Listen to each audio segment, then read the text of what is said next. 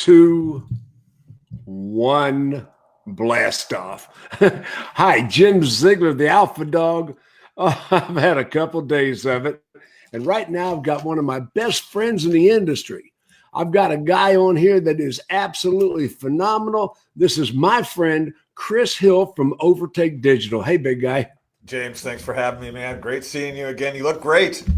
Don't I look anorexic? I mean, I recommend everybody gets cancer to lose weight. Oh, geez. No. Trust me, you don't want to do this. That's one of those extreme diets. I got my big cancer surgery next week, and if I live through that, man, it's going to be incredible. They say I'm going to lose another 20 pounds if I survive the surgery. So, hey, what can I say, man? It's all good. I'm sure we'll see you here in a couple weeks, regardless, looking great and feeling great. There's very little chance that I'll bite it at the surgery, but what the heck? Let me do a little housekeeping here while we talk. Sure. Want to be sure that we get it on all my social networks. I want to share this around. Okay. It was raining the day my mama got out of prison. Drove my pickup. I feel like you're going to wake up from surgery and you'll be singing something like that. Yeah. You don't even call me darling, darling. You never even call me by my name. Okay. I'm sharing this around, putting it in several social networks. There we go. I have done it. I've put it out there. Okay, it's done. All right. Okay, let's see here. I'm going to get off of that and go back to there. There's so many adjustments if you want to do it the way I'm doing it now. You need Debbie in there pushing the buttons for you. Well, Debbie does a lot for me. Right now, wow, we already got people coming in. Okay, we're live on Facebook Live and about 3 different social networks. Chris Hill from Overtake Digital. Now, I'm going to put your contact information on the screen. I've gotten so technologically sound. I'll tell you, that is so cool. Look at that. Welcome to 2020. Oh, having the best day of my entire life. Bill Schomburg already jumped on. I'll tell you, he's an early responder. Yes. Well, listen, guy. Let's talk about something important before we get into social media and advertising and the latest trends. How's that race car of yours doing? The Supra, the 2020 Supra, that is the current race car. We built the Ferrari about a year ago and the GTR before that. But the Supra is preparing for a long season, a long summer and spring season. We're in Atlanta, down by you. I think you said you're about an hour away from there, drifting and showing the car at the end of March. So right now it's just getting kind of buttoned up and shaked down a little bit to make sure it's ready for the season. But it won out at SEMA. Couldn't be happier about that. We're going to be. You did what? Yeah. It won out. You won at SEMA? Yeah, the Toyota actually gave it Supra of SEMA, which was a really big honor. I was the only private builder that got that honor, so it was very, very cool. And so all the corporate race teams didn't take on my man Chris. Yeah, see, you know how it goes. It's one of those things. Very blessed, very lucky. But yeah, we're building it now and we're getting it ready for the season. It should be a lot of fun. You'll see it out at Digital Dealer. If you end up going out there, it'll be in our booth, so people can check it out. But yeah, great vehicle. It's been a ton of fun so far.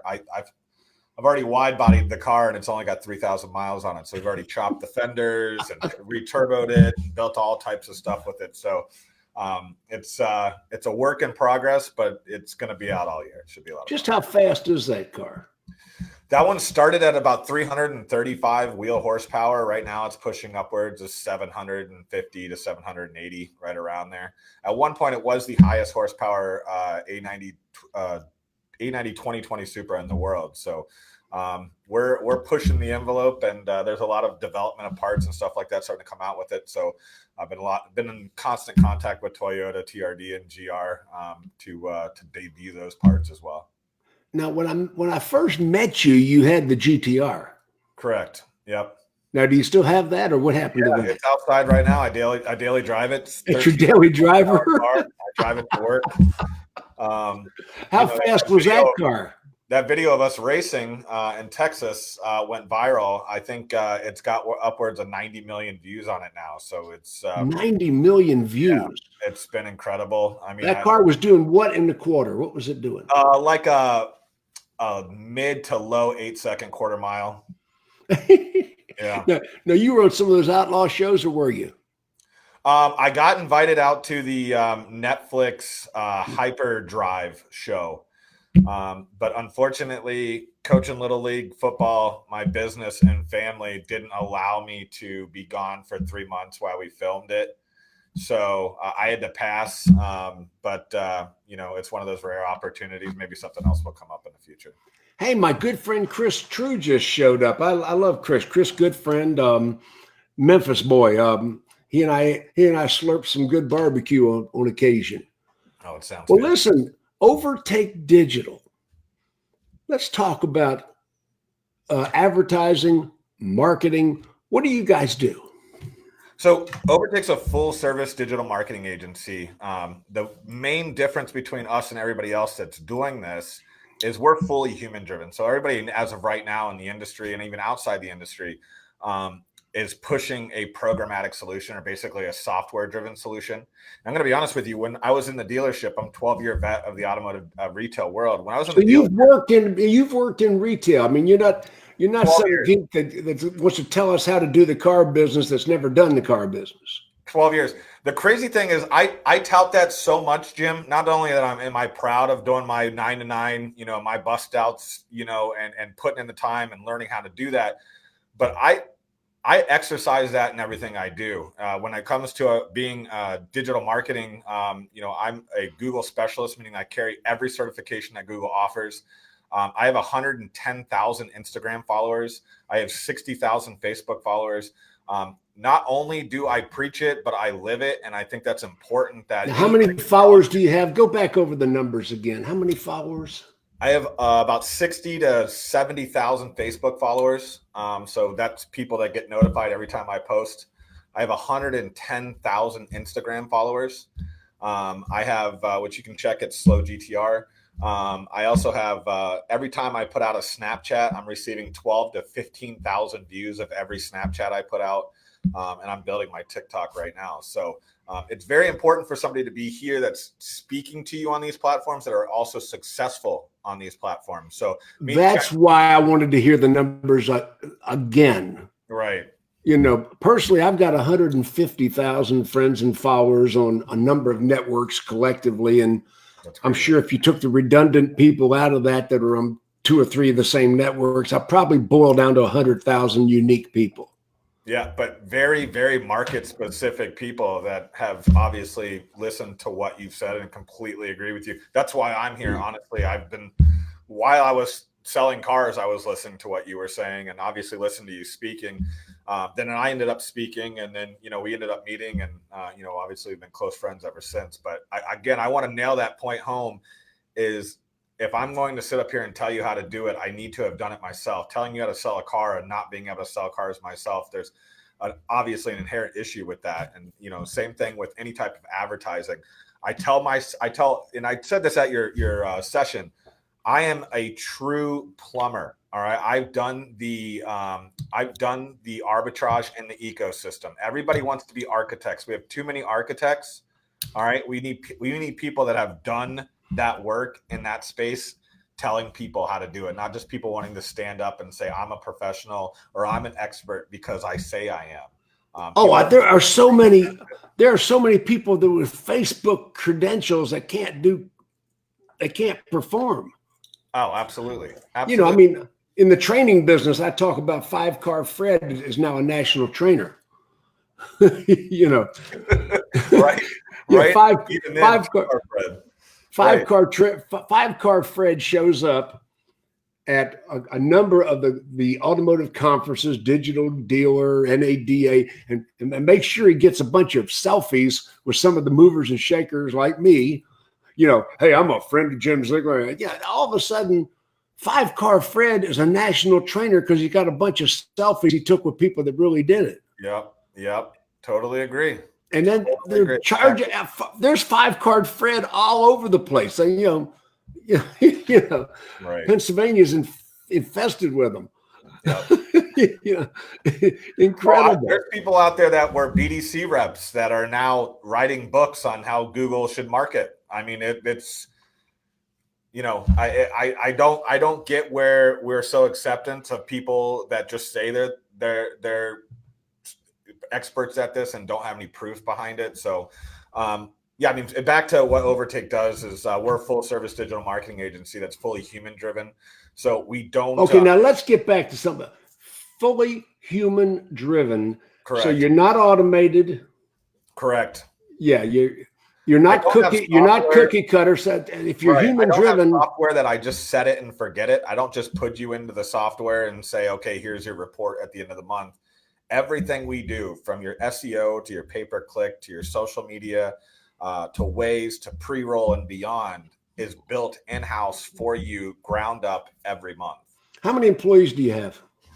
We started a little under 3 years ago with 3 of us. We are now at 38.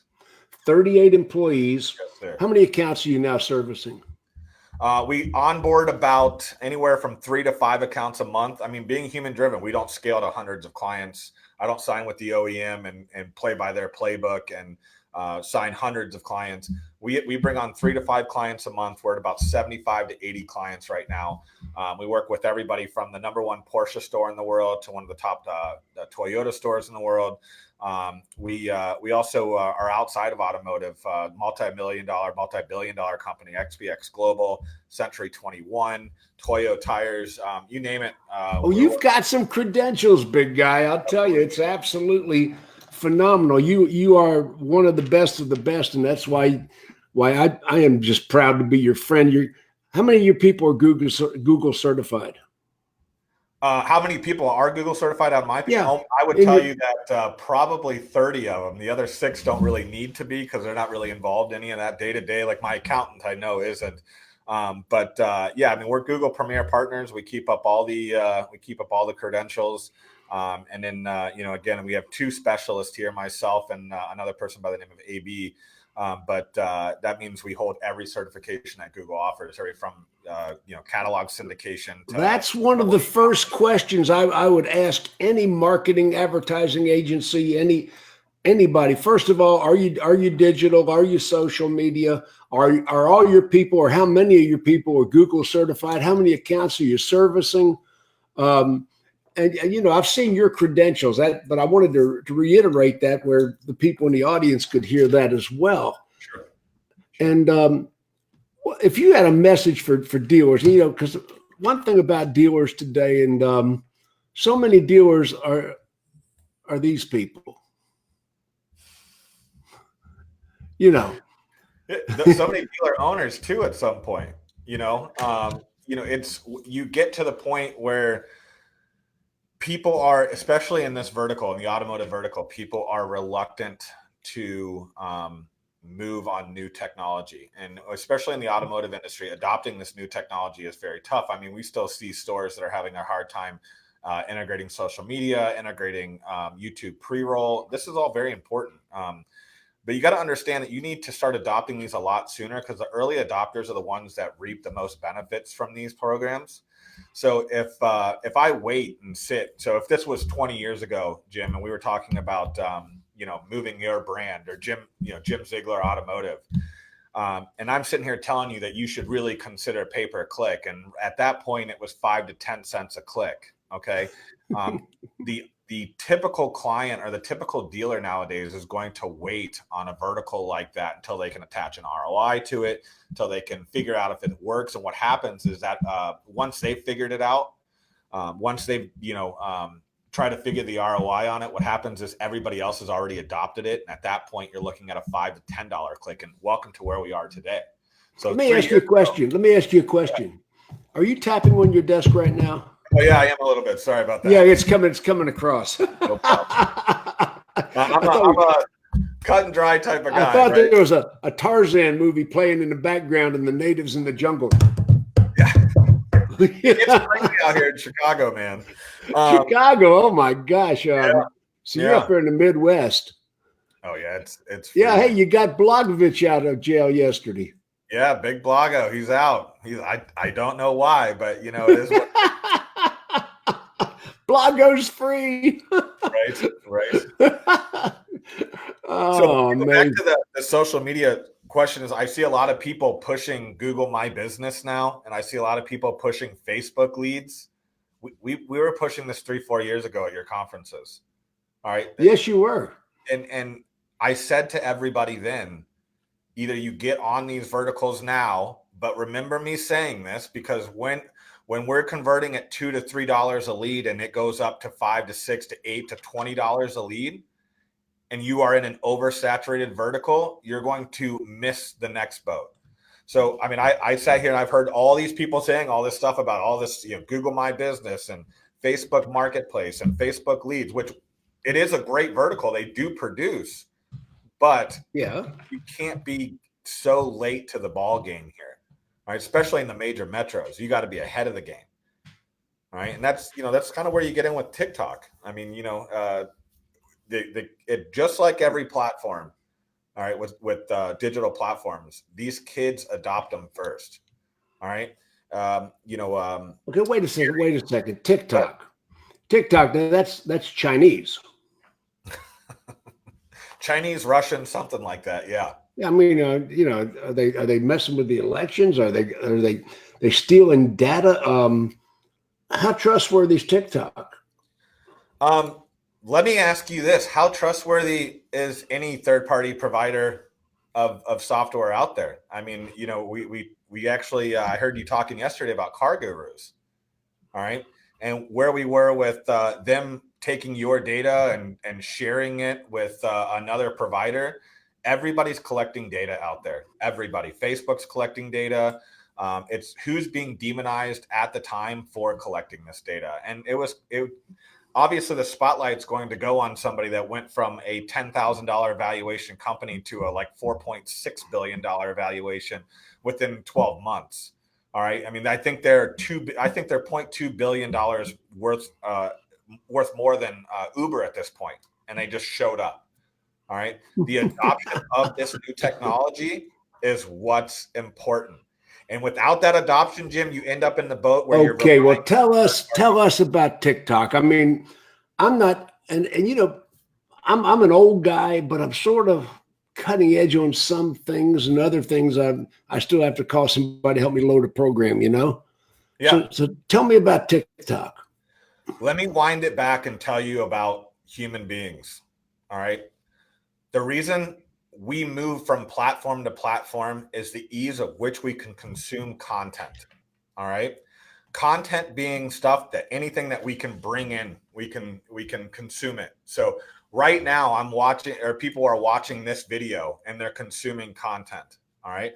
Now, back in the day, content used to just be words on a page. And that's when we were making SEO and we could keyword stuff pages and they would rank. And that's the way it worked way back in the day.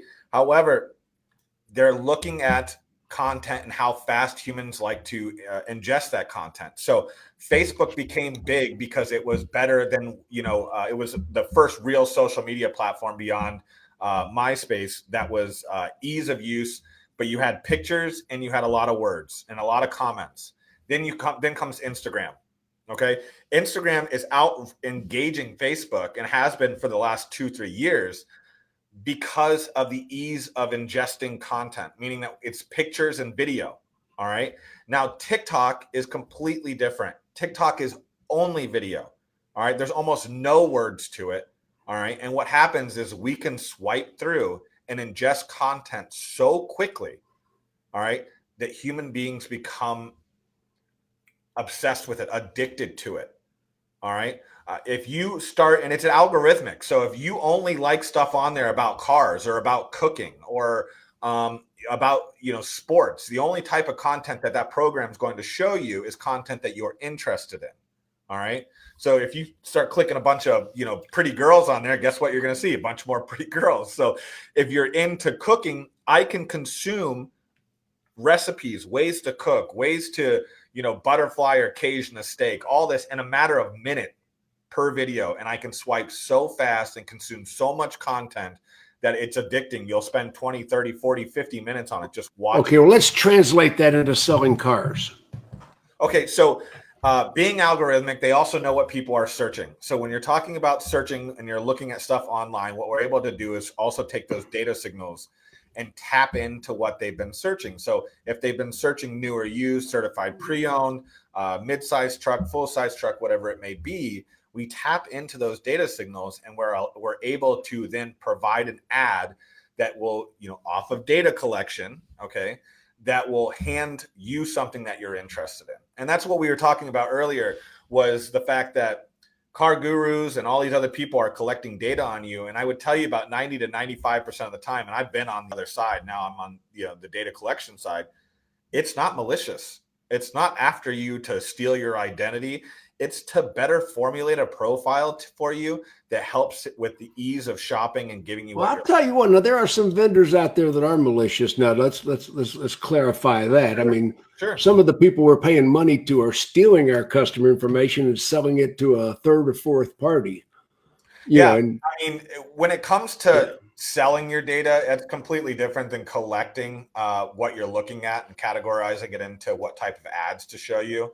But certainly, I mean, if Car Gurus is doing what they're saying, what people are saying they're doing, all right, that's certainly malicious. It's also very, antitrust. Well, I don't know if they're doing everything people are saying they're doing, but just the things they admitted to doing are pretty unethical and immoral, in my opinion. I mean, Jim, the stuff they've admitted to is bad.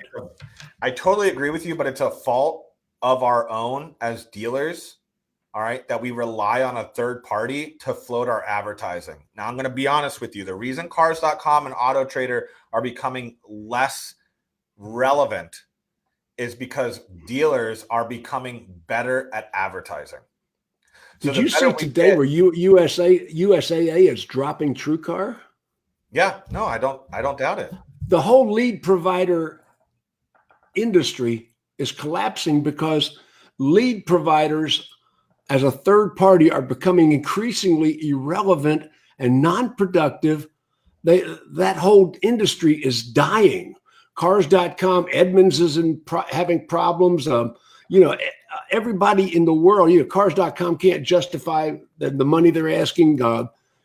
AutoTrader, the Cox companies, they're in disarray in that part of their business.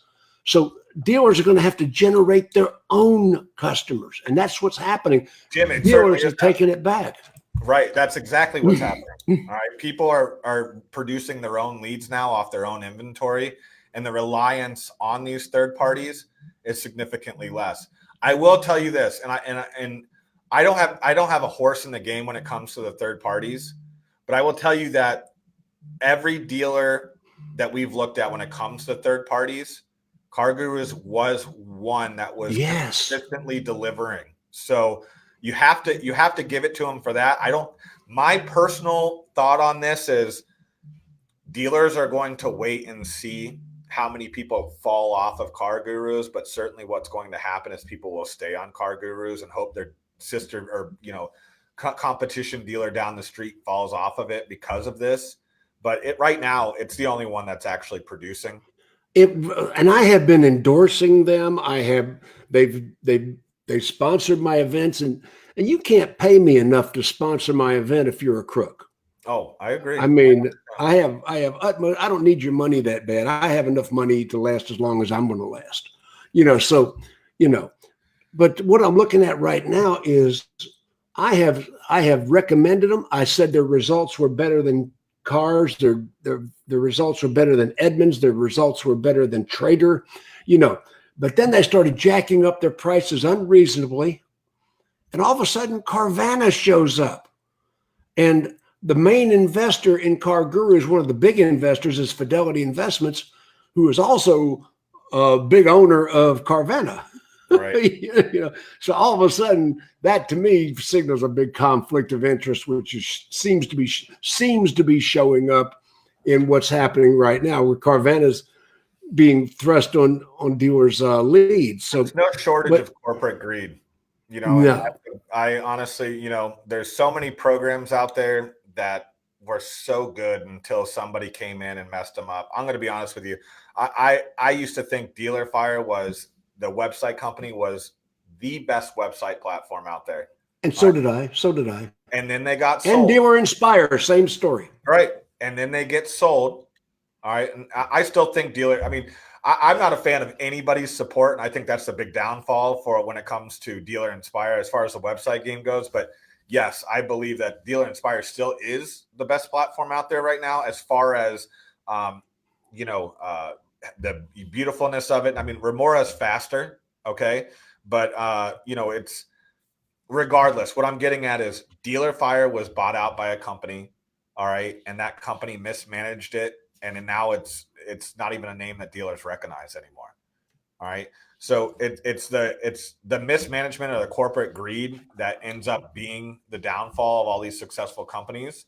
And, you know, here we are. You know, we have a company that's a majority investor and one of the top, if not the top lead provider, third-party lead provider in the industry is now creating, you know, wake for themselves just by their own doing. So hopefully they learn from this and can come back from it. I mean, I've seen another company come back from it. It's called TrueCar, who did all the dealers wrong and has consistently worked to rectify their name in the industry. And I'm, you know, I don't know if they've. You're welcome. You're welcome because, you know, that was about a $50,000 endeavor on my part, but you know, Federal Trade Commission came after me about that. They say I organized a national boycott. So I want everybody to be clear. I'm not telling anybody to cancel Car Gurus. I'm not telling you not to. I'm just telling you to look at the facts and separate the facts from the rumors, because there's a lot of rumors out there that are not factual. But in my opinion, now my opinion covers a lot. In my opinion, what they've admitted to is immoral and unethical. Mm-hmm. Just what they've admitted to. Right. So make your own decision. I'm not telling you to cancel anybody. I'm not telling you to stay with anybody. But if I think somebody is planting code on my website and exporting my customers to a third party that isn't even in my market, then I've got a problem. Well, if that's true. I'm not trying to be a whistleblower here, but LotLinks has been doing this for a lot longer. If you take a look at their data and you take a look at the tags that are left on people's websites, I have clients all the time that cancel them. That they know when people are in shopping because they leave tags, and that data is collected by an algorithm, and that algorithm is its sole purpose is to point people that they know are in the market to their clients.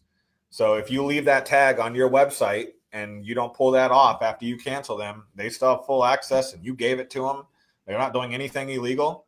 They're collecting data that you told the dealership that they were allowed to have. So they put the tag on there, or you told the website company that they were allowed to have. They put the tag on there, and after you cancel them, you don't remove that tag, and guess what? They're still collecting your data. And that goes for anybody that you've ever allowed to put a track. You need to read the agreement you signed with these vendors. I mean, the end user license agreement in so many of the vendors' contracts says they have the right to repurpose, reassimilate, redirect, and share with their affiliates all your information. When you download an app on your phone, when you download an app on your phone, you say you're giving them access to your contacts, to your camera, to your files. I mean, you're doing the exact same thing. You're providing that. You're providing that permission. People just don't realize what they're doing when they're doing it. Dealers are waking up to that fact, though, because you know your DMS and your CRM has got your customer base in it, and you sign an agreement with your customers. So here's where the Federal Trade Commission, which I also believe is corrupt, you know, the Federal Trade Commission, they'll come after me for blowing a whistle, but they won't come after the vendors that are stealing the data. Right. And the truth of the matter is, if you have data that is being taken from your DMS, you signed an agreement with that consumer that you would not share their data. Right. You have a privacy statement you gave the consumer, and then you turn around and let every Tom, Dick, and Auto Trader get their information. How did Car Gurus get started? Car Gurus got started TripAdvisor. by hosting inventory, all right, for free. When they started doing that and they gathered everybody's, if you put your product out online and you allow it to be crawled on the internet, you are basically putting it in the public domain. Okay. So when you put your cars out there, I mean, I could start a Car Gurus right now. All right. I could go and I could crawl every single person's inventory and I could put it up on my website. Then I could advertise the website and draw traffic to that website. Now, once I'm starting to provide you 5, 10, 15 leads per month, I can then go, you know what? I'm going to start charging for this. All right. And then everybody goes, okay, we're going to sign up because we like your leads. All right. So you're putting it out there. Right? And unfortunately, that's the nature of the beast that we're playing in right now. But, you know, it's something where, again, when we wrap this back to Snapchat or TikTok, most of the time it's not malicious. I don't think anybody thought Car Gurus was going to do something like this.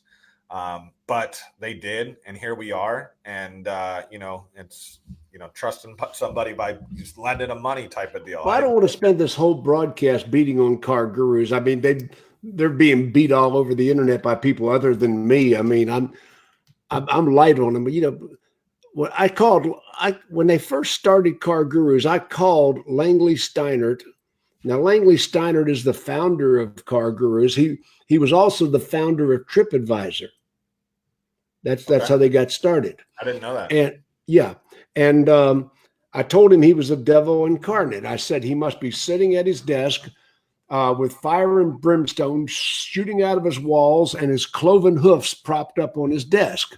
You know, I told him that. I said that to him. Yeah, I did. What was his response? Have you ever known me to be shy? No. No. What'd he say? So, he was defending them at the time. He was a lot more humble than he is now. He did an interview with Ward's Dealer Business, called me out by name here last fall.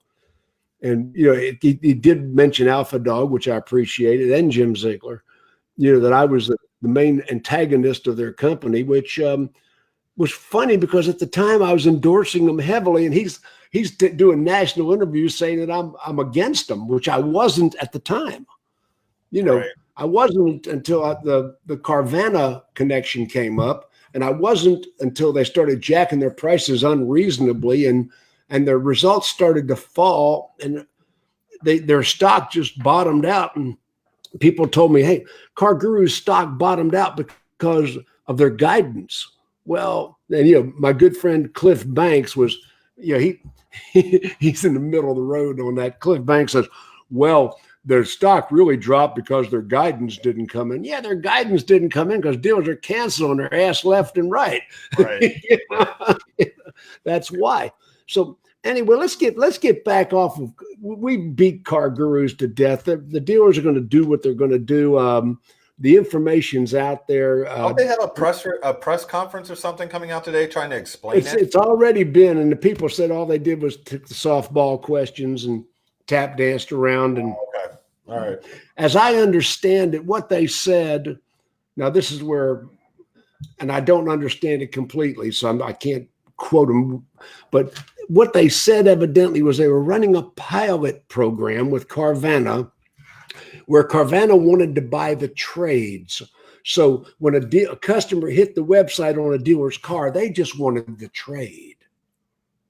And I'm saying that is one big stinky pile of steaming poo. Right.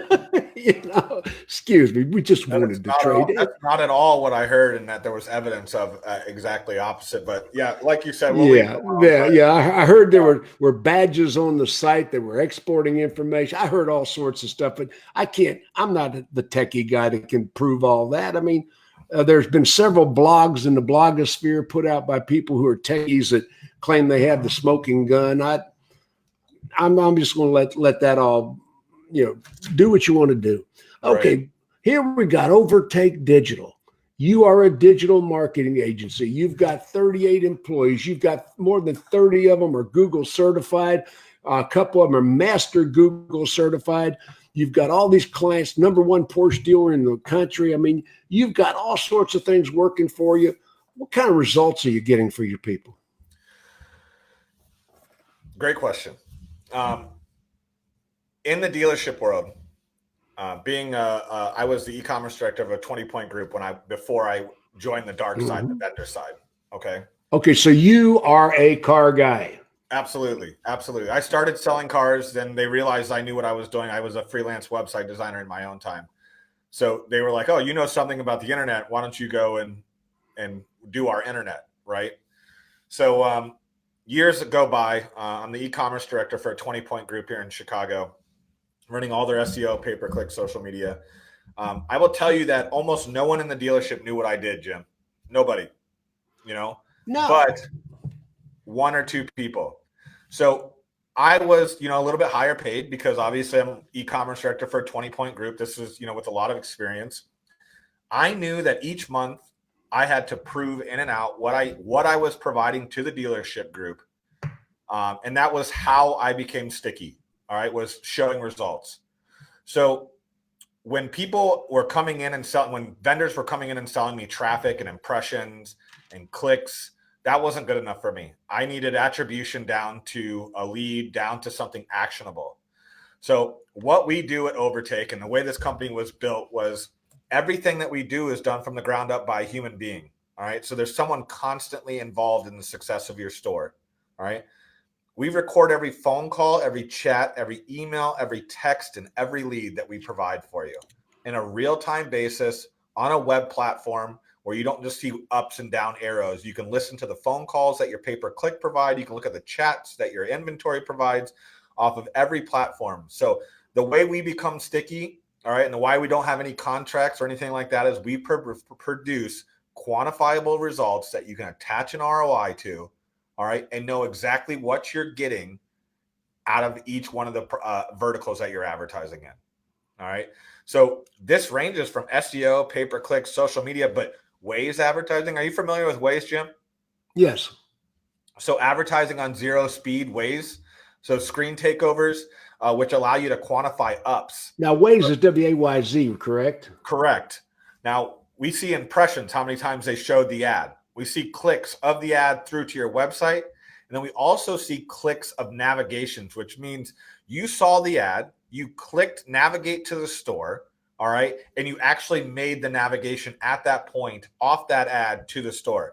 So at this point, now we're able to quantify how many people were brought into your store for the dollars that you spent on that platform. And how long have we been trying to get that type of transparency in this industry, in any industry, is being able to know exactly what your dollars are producing. So we ran a beta test with them, or a pilot program with them about 2 years ago. We were for $95. We were to produce 49,000 impressions, 111 clicks to the website, and over 22 confirmed navigations to the store for $95. 1 second. Chris Vitale's just checked in. Do you know that scoundrel? Yes, I do. I actually spoke on I've known Chris for years. He's a fantastic guy. He's a friend of mine too. First digital dealers with him 10, 15 years ago. He's a friend of mine too. He says Chris Hill in the store was the real deal. I have all of his CRM data and it's second to none. Facts. I used to work very closely with how much Chris. did you pay him to say that? What's that? How much you pay him to say that? That's a great compliment. Yeah, no, he's a great guy. I love Chris Vitale. When he was at iMagic Lab, I worked very closely with Chris, and he's second to none. He's up there. So anyway, transparency on what you're spending with the agency. Now that has been one of my hugest agencies right now are. And I was talking to Sean Stapleton yesterday. You know that rascal? Oh, I know Sean real well. Sean and I are great friends, been for years. I was talking to Sean yesterday, dealer teamwork. He was telling me, and I hear this from so many people, agencies are double charging, overcharging. Dealers don't know transparency on what they're being charged for what they're getting. Yep. Yep. I mean, there are agencies out there, and unfortunately, a lot of those agencies are co-op by the manufacturers. Right now, that is another program. I don't care whether it's General Motors, Ford, Chrysler, I don't care who it is, Toyota, every one of these co-op programs, especially the ones that have a third-party administrator, most of those third-party administrators are a little shifty themselves, you know, I'm and going to tell you one of the big three here, and I had a dealer, a very big, successful dealer group in Texas, contact me the other day, and I'm not going to name any of these companies' names. I'm not going to name them. So they told me that they found out that the company that's the certified co-op company was taking $1,400 flat fee, and then the manufacturer was taking 20% of their total spend. So 20% of their spend plus $1,400 before their ads even hit Google. And they found out about it, freaked out, and called us. And, that's a lot of air.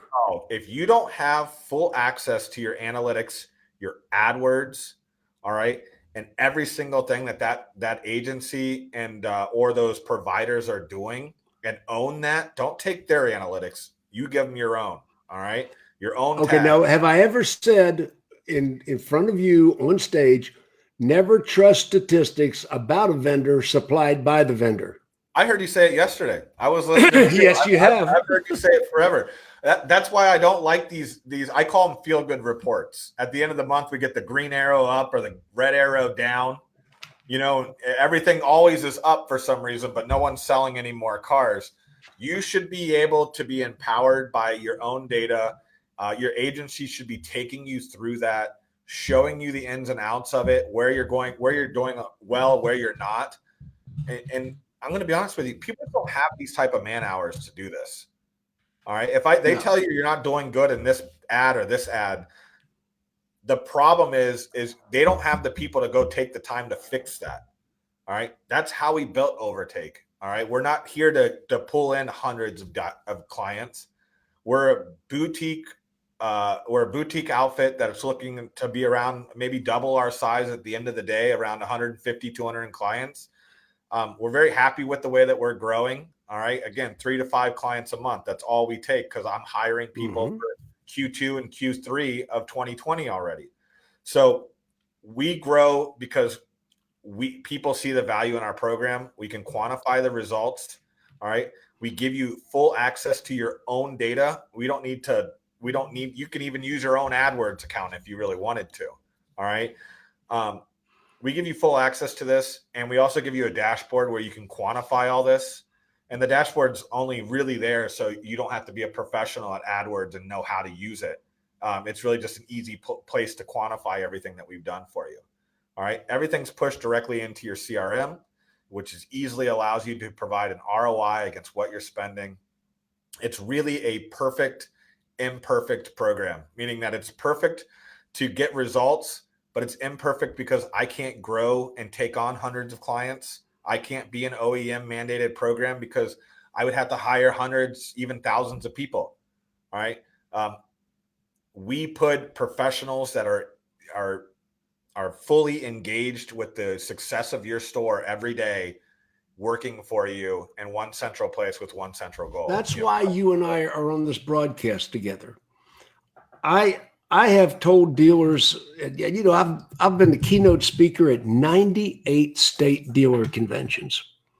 98. I've done, my God, Massachusetts, I've done any number of times. Texas, I've done any number of times. You look at, all the dealer associations. I've been to Wisconsin, Minnesota. I mean, you look at all the dealer associations that I have been the keynote speaker, the opening keynote speaker, not one of the speakers. I've been the headliner. And for years, I've done workshops at 14 NADA conventions. I have told, or 17, I've told dealers, you need to generate your own business. Hire a competent agency. Ask the agency the right questions. You need to get away from third parties altogether. That's been my message. Absolutely. Do you realize all these third parties, not one third party has generated one additional sale of an automobile that wouldn't have happened had they not existed? I would believe that. Those people would have already bought. They're not generating new customers. No. No, that's like V-Auto. And, I've talked to Dale I've talked to Dale on one occasion. One occasion I talked to Dale and I said, the fallacy of V-Auto is that once everybody's got it, it no longer works. Absolutely. When you were unique and you were the only V-Auto dealer in your market, man, you had an edge. But now that's just like any vertical now, though. Yeah. I mean, if you're the only dealer on Facebook in your market, you have an edge. But if you're going to adopt it 2 years from now, when every dealer is on it, you're not going to get the same results. All right. So, diminishing. That's what I told Dale. I said, the one thing is there are only so many licensed drivers in the United States. Right. I think it's like 200 and something million. And we've been cramming 70 million new and used cars down their throat every year. So You start cramming 70 million cars into a market of 200 million people, you reach saturation. Everybody that wants one's got one. They last longer. We got 84-month financing. You're not going to, and I told Dale, I said, you're not going to go in the men's room and poop out some more customers. Nissan right now. Exactly. And that's why they're going to have a problem for the next 2 or 3 years. It was way too aggressive leases on the Rogue, their staple cars. And I tell my dealers, and I've been telling them for the last year, that especially if you're a Nissan dealer or a dealer OEM that doesn't sell as high a volume as some of these other, you better have your used car game on point, because that's what's going to keep the lights on and keep you going while we get through rougher times. And I remember you saying at the beginning of last year, was this going to be a downtick year? Was 19 going to be as rough as everybody says it was? And it was rough, but I don't think it was. I think that you were optimistic about it, and I think that you were spot on with your prediction. I think there's some pent up demand. I think that 2020 is going to be a very good year. But I think that dealers need to diversify their portfolio of advertising and ensure that they're not spending all their money on Google pay-per-click or everything on Facebook. That you need to get into YouTube pre-roll. That you need to get into Google Customer Match. That you need to get into. You need to be in all of those things. Hey, one of my good friends, Milas Copeland, just showed up. Milas Copeland, you know Milas? Milas is one of our clients, actually. That's from Green Toyota. Yeah, Milas has been a friend of mine forever and ever and ever. I mean, how long has Milas been a client? Did you meet him at Battle Plan? Or did you have him before Battle Plan? Oh, you know what happened? This is a crazy story. I posted up about 1.5 years ago saying that I was going to build a 2020 Supra. And I said that I'm willing to work with a dealer, but I want somebody that's going to be involved and that wants to do this project with me. And Milas wrote me. And we started getting to talking. All right. And, he wanted to know about what I did. And we talked about what I did. And this had nothing to do with Overtake. And he was like, hey, I'm interested. I want to do this. And he's a very progressive guy. He's very adopting or very quick to adopt the newest technology. So obviously, Milas is on the cutting edge of the cutting edge. I mean, he got razor burns on his butt from sliding down the razor blade. I mean, this guy is just absolutely incredible. Yeah. Hey, everybody watching this broadcast, please hit the share button and share this broadcast around Facebook while we're talking. I put something on the screen. Beware of fake attribution. You've heard of fake news. Well, there's a lot of fake attribution out there. Attribution's become a buzzword for charlatans in our industry. Well, they don't claim that they got you the lead, but we influenced the lead. Okay, liars figure when figures lie. Figures lie when liars figure. That's a Zieglerism. Right. And there's a lot of liars out there figuring and producing stats that say they produce when they really don't produce. Right. You ever see that commercial about eyeglasses where the guy says, we guarantee, and they say, well, we say that, but we really don't do it. Have you ever seen that? Well, Yeah. When you're out there preaching and you're not following what you preach, I mean, anybody can say we're the most transparent company, but they want to give you their own dashboard rather than giving you access to your own data. You know, it's there's a lot of ulterior motives when it comes to basically, or most recently, these OEM based programs. Okay, there's and the third parties. So there's Without exception, parts there. without exception, almost every co-op program with every manufacturer is corrupt. It's Right. corrupt from the executives inside the manufacturer. The OEM has corrupt executives sponsoring corrupt programs with corrupt administrators. James, can you name me one company that didn't sign up for one of these, that scaled to huge and didn't eventually just sell to a larger entity? I mean, No, I this is the can't. way this it goes. Hey, I can make no money on my product. I can automate everything. All right. I can do 60% of what I preach. All right. And be scaled across the board. Everybody's end goal here is to sell their product to a Cox or, you know, a Fidelity or somebody that's willing to come in and buy these products. All right. Because they have a huge market share. All right. So, you know, honestly, that's why I said I have a perfect imperfect program. It's perfect because we have the transparency and the quantifiability of the attribution of the sale and the lead. You are a boutique company. Yeah. You are a boutique. I mean, you are not for the masses. You are a boutique. You are a specialized boutique. You are a luxury boutique in your industry, in the marketing. Is that fair to say? I tell you that I'm a premium boutique product without the premium price tag. My prices line up with the third party vendors and everybody else, the dealer.coms that, you know, are cheap. You know, it's just we're handmade. I mean, do you want a handcrafted car or do you want a mass produced car? You know, you want a hand built engine, you want a hand built chair, or do you want a mass produced chair? All right. We're the hand built. Where they actively engage from the beginning to the end. And I equate it to a lot like a boat. The 2 days, the two best days you have with a boat are the day you buy it and the day you sell it. All right. The two best months you have with the vendor is the month you start and the month you call up and say, I'm quitting or I'm pulling out because this isn't producing anymore. And guess what happens? The reason that happens is because at the beginning, when you are being onboarded, someone's actively engaged in the success of your store. They're putting new stuff in their program. You know, their software is running it. Then they set it and forget it.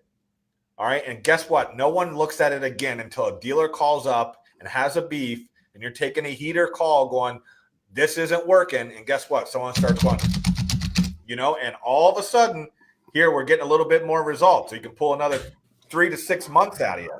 All right. Then you end up canceling anyways. You know how to get a cut rate on any of these third-party lead providers? Cancel them. Right. Put in a cancellation, and they will come in on bloody knees and cut their prices. Totally agree with you.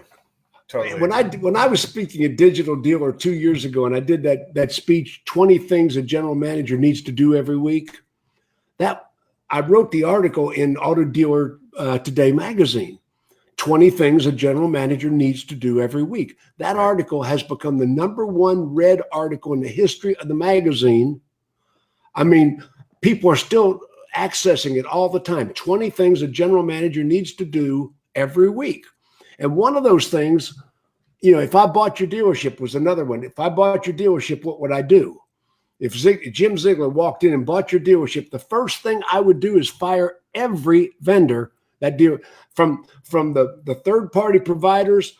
You can't fire Bob Brockman's rentals. I mean, his contract is like 1,000 years. But you know, the vendors you can fire.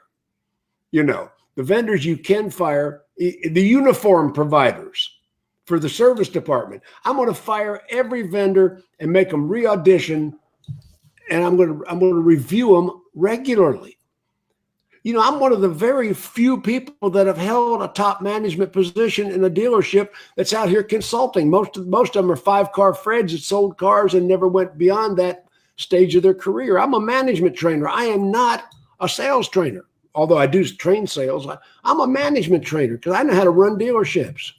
You know, And Jim, I'll that's tell you that when you say this 20 things and when you're talking about what a GM should do with their vendors, I'm going to tell you as a now 3-year CEO of what I'd consider a very successful digital marketing agency, I will tell you that every quarter I have to do the exact same thing with my vendors. All right, my CRM company, all right, my my reporting company. All right, you got to go back and you got to make them work for it, and I think that's just good business. I think that GMs are running a business, as a proxy for the owner, or maybe as a minority owner. But I'm telling you that I think that's a stand-up thing to say, and that it applies to me as a CEO of a company, or anybody that's consciously aware of the performance and the cost of the products that they're paying for. So I totally agree with you when it comes to that. so anyway, Overtake Digital, full service advertising, marketing, Google certified, cutting edge. TikTok, you mentioned Dealer Fire earlier. I was a little intrigued by that part of our conversation. Tell me more. Who bought them, by the way? It was bought by Dealer Socket. I know that, but I just wanted to hear you say it. I But figured. yeah, so Two of the executives from Dealer Fire, I was actually Dealer Fire's largest client when I was at Bill Jacobs, and I had 20 plus sites with them. They were great to me. Obviously, well, you have an employee that used to be their guy, right? I have two co-founders that used to be their guy. Yes. Yeah, I know. Yeah, Eric Bolster and James Antos, both very high-level guys at Dealer Fire. They moved over with the transition. I think they did their year, and then Eric Bolster moved on to Dealer On, where he played a huge role in Dealer On success with sales. And then James, I actually started courting to come over and work with me right when he left Dealer Fire, and he moved out to the West Coast, worked on that for a while, and then came back out and started working with me. So two very successful guys from a very successful business that got sold, but it did fall apart. And I think that's something that they're still a great company. Don't get me wrong; they're just nowhere near the size that they were before, and they aren't making the waves that they were making before. Well, if I had to buy a website provider for my dealership, who would you recommend? I'm going to tell you that right now I'm going to give you my top 3 or 4, because again, I don't have any skin in this game. We don't take any kind of we're real big with gosh, I'm blanking on the reputation company right now. Podium. We think Podium's a great product. All right. And so do I. They call us up and they say, hey, we hear that you're telling people great things about us.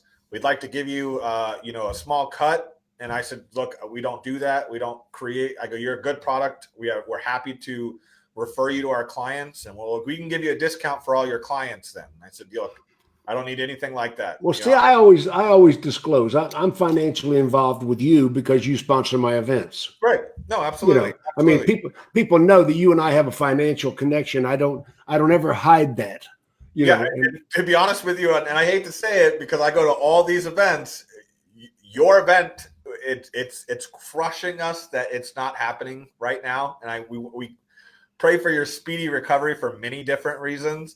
But your event has been such a fantastic ROI. There's always great people there.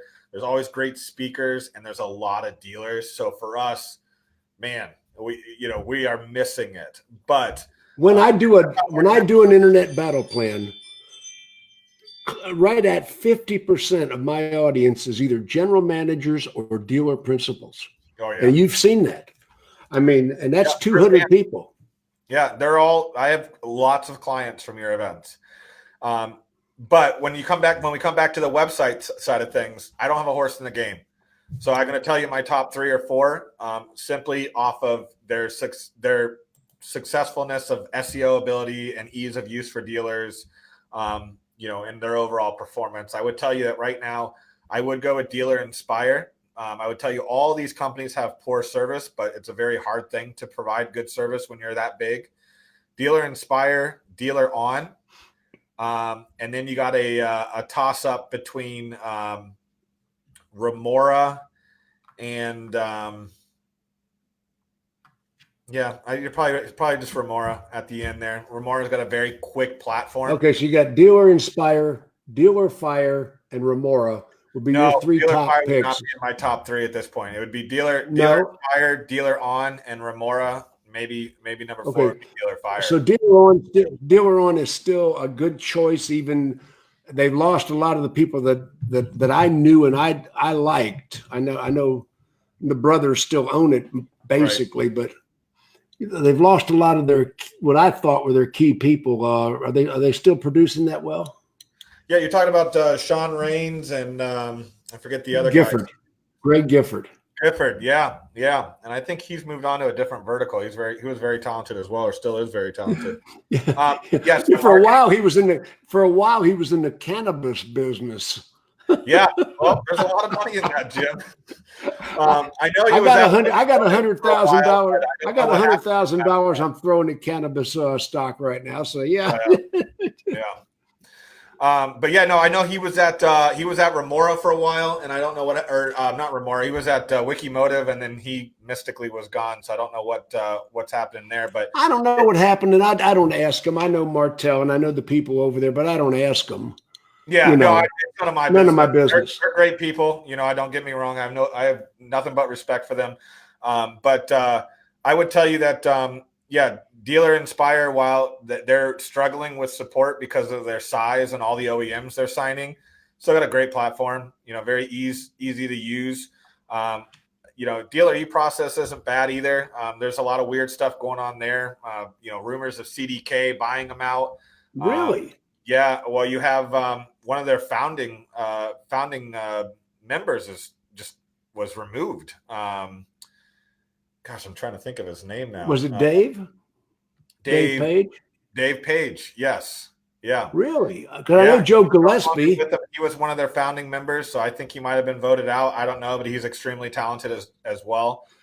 Hey, Dave Page is our extremely talented SEO guy. Yeah, he's great. I don't know what happened there. Just his LinkedIn went to available and looking. And I asked him, and he said it was a long story, and that was basically it. And, I like Dealer eProcess, and I like the teamwork between Page and Gillespie. But yeah, I didn't know that. Yeah, so I don't know what's happening there. I've heard rumors that CDK could be buying them, and I don't know. But I will. Didn't CDK just sell off all of their digital marketing arms, all their social? Yes. Yeah. I don't know if anybody's bought them yet, but I know that they're selling them. I think that sale's already gone through. I saw it the other day. I forget the name of the company. Okay, all right. That sale's been consummated. Yeah, I have my brother-in-law actually runs the social media arm for CDK, so he's still doing dealer work. So obviously I'm a little bit in tune there, but all the website platforms, look, it's a functioning platform. All right, all these platforms. All right, it isn't how shiny the box is, it's the content that you put in that box. So, building out a good website is on the shoulders of the dealer, putting in good content, putting up good pages, good VDPs and SRPs, good calls to action. I would tell you that all these website companies have a problem with service. All right. And, to be quite honest with you, it's helping me quite a bit because I can go in there and service their websites for them, for my clients, because they can't deal with these website companies not being able to service. They can't service what they're selling. That just, it blows my mind. I see all of this, and that's scale. So anyway, I know you to be a reputable agency. I know you to be a high production agency. I've heard so many clients say such good things about your company, and I guess you have. The reason we're doing this broadcast is you'd probably like to have a little more business. Yeah, I mean, we don't advertise as in the normal. We don't go out there and do pay-per-click. We're a word of mouth and review, referral, speaking on engagements. This is how we grow, it's something that you'll never see anywhere else in the industry or outside the industry, and that's why we work with such big, successful companies outside this industry as well. We're very transparent. We're very quantifiable, and we don't lose clients, and we're non-contract, and we don't lose them because we produce results. You don't have a contract. No. You shake hands, and that's it. You have a proposal that says you're going to spend this money this month. Sure. There's no like you're signing up and you're with me for 6 years. For 35 years, I have never had a contract. I have a letter of intent. I write the dealer a letter of intent. I will show up on an airplane on this date. You will pick me up at the airport. You will provide me a car while I'm in town. You will pay me this much. And I mean, it's all detailed, firm agreements, but I've never, ever held a dealer to a contract. I've never been to court with a dealer. I see vendors out there that sue dealers left and right. Yeah. It's because you perform, you provide a service and it's very cut and dry. And I feel the same way. I feel that we need to earn it every single month. And if we don't, then, I shouldn't be forcing you. I'm not Dominion. I'm not going to force you into a 5-year contract to work with me. I should earn it month in and month out. And if I stop earning it, then you should have the freedom to go to somebody else that should. Back when I wore suits, I used to teach this in my seminar. Every day I wake up, put my feet on the floor, look in the mirror, put on my tie, and I say, by God, somebody will pay for this.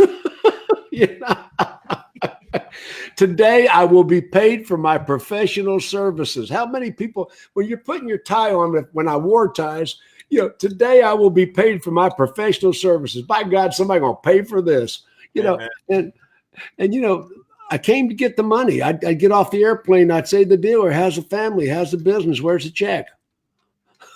Right. Niceties are over. Where's the money?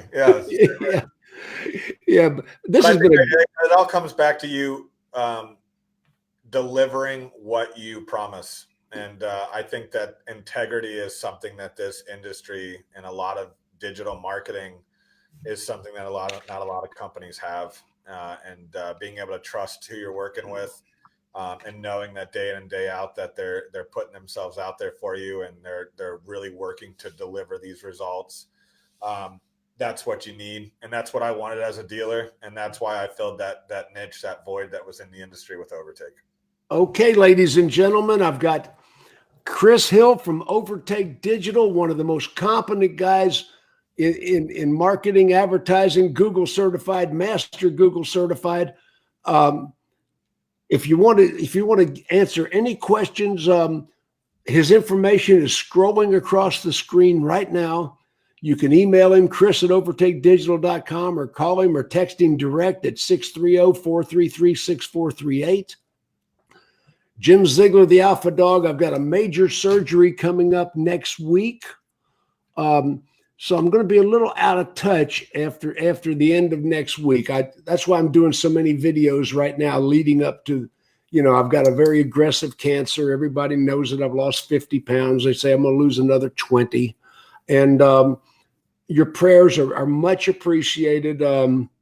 My intent is to survive and live on and continue to do more business and piss off all my haters. That's,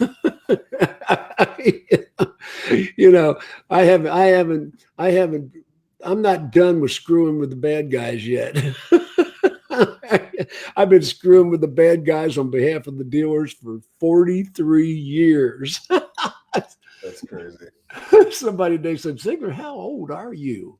Well, if you haven't guessed, I'm 73 years old.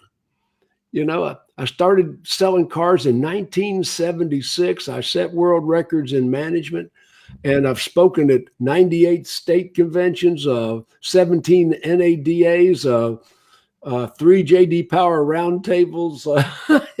My resume is that long. Eagle Scout, quit it.